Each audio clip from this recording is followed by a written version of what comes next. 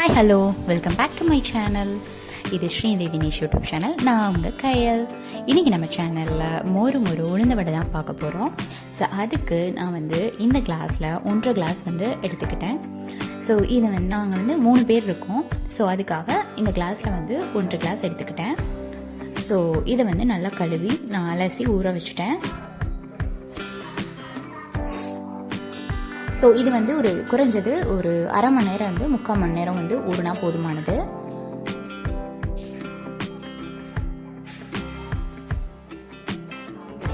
So next பார்த்தீங்க அப்படின்னா இதுலேயே ஒரு அதே கிளாஸில் ஒரு 1/4 கிளாஸ் பச்சரிசி எடுத்துக்கிட்டேன். ஸோ அதையும் நான் ஊற வச்சுக்கிட்டேன்.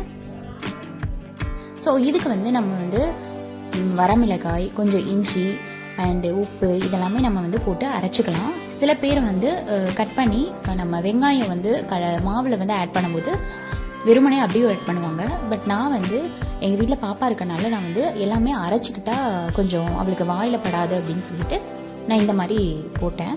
ஸோ இதுவுமே ரொம்ப சூப்பராக இருந்தது. இதுவும் ட்ரை பண்ணி பாருங்கள்.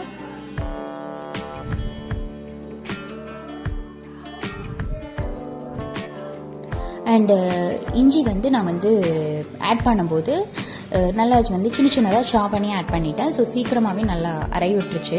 அது நல்லா டைஜஷனுக்கு உங்களுக்கு ஹெல்ப் பண்ணும். இப்போ நீங்கள் வெறுமனா அதை துருவி மாவில் சேர்த்து நீங்கள் வடை சுடும்போது அது பல்லில் படுது, வாயில் படுது, அப்படி குழந்தைங்களுக்குலாம் வாயில் படுது அப்படின்னா அவங்க கொஞ்சம் அது சாப்பிட மாட்டாங்க, துப்பிடுவாங்க.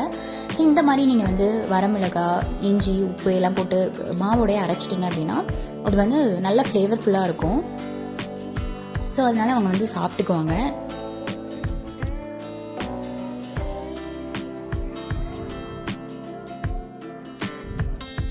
ஸோ எண்ணெய் நல்லா சூடானதுக்கப்புறம் நம்ம வடை போடணும். அப்போ போடும்போது பார்த்திங்கன்னா நல்ல மொறுமொருவாக உங்களுக்கு கிறிஸ்பியாக வடை கிடைக்கும். இந்த பச்சரிசி நம்ம எதுக்கு ஆட் பண்ணுறோம் அப்படின்னா நல்ல கிறிஸ்பினஸ் கிடைக்கும் நம்மளுக்கு வடைக்கு, உளுந்த வடைக்கு பொறுத்த வரைக்கும். நான் வெறுமனே பார்த்தீங்கன்னா வெங்காயம் அண்டு ஜீரகம் கொஞ்சம் போட்டேன். மிளகு ஆட் பண்ணலை, ஏன்னா எங்கள் பாப்பா சாப்பிட மாட்டா அப்படிங்கிறக்காக நான் மிளகு ஆட் பண்ணல. வெறும் ஜீரகம் மட்டும்தான் போட்டேன். நீங்கள் மிளகும் ஆட் பண்ணிக்கலாம், ரொம்பவே நல்லாயிருக்கும். ஸோ இதில் அந்த இஞ்சி, மிளகா எல்லாமே ஃப்ளேவர்ஃபுல்லாக சூப்பராக இருக்கும்.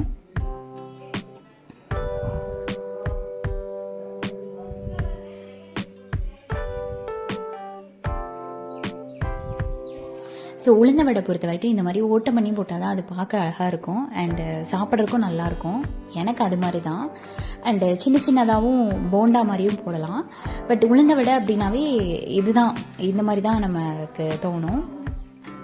ஸோ இது ரொம்ப ஈஸி. நல்லா தண்ணி விடாமல் நீங்கள் மாவு அரைச்சிக்கணும். உளுந்த வடைக்கு உண்டான டிப்ஸ் என்ன அப்படின்னா நீங்கள் மாவை அரைக்கும் போது நல்லா தண்ணி விடாமல் நீங்கள் அரைச்சிட்டிங்க அப்படின்னா அது எண்ணெயே குடிக்காது. நீங்கள் கொஞ்சம் தண்ணி விட்டுட்டிங்கன்னா கூட அது கொல கொலன்னு ஆயிடும். நம்ம இந்த மாதிரி ஓட்டை பண்ணி வடை போட முடியாது.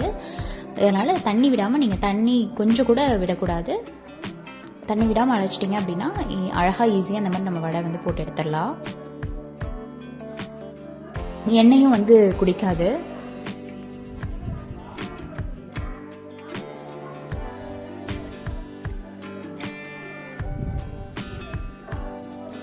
ஸோ நம்ம வெளியில் போயிட்டு சாட் ஐட்டம்ஸு இந்த மாதிரி நம்ம வாங்குறதுக்கு இது மாதிரி குழந்தைங்களுக்கு நம்ம வீட்லேயே நம்ம செஞ்சு கொடுக்கறது ரொம்ப ரொம்ப ஹெல்தி கூட. சுத்தமான எண்ணெயில் நீங்கள் செஞ்சு கொடுங்க. ஸோ எங்கள் வீட்டில் உளுந்த வடை ரெடி ஆயிடுச்சு. ஸோ டீ வச்சு சூப்பராக ஈவினிங் ஸ்நாக்ஸ் முடிச்சுக்கிட்டோம். So thank you all. சப்ஸ்கிரைப் பண்ணுங்கள், ஷேர் பண்ணுங்கள், லைக் பண்ணுங்கள் அண்ட் கமெண்ட் பண்ணுங்கள். Thank you all. A better day. Fuck me, I'm looking in the mirror, so foggy, but I've never seen clearer. I don't really think anyone can save me.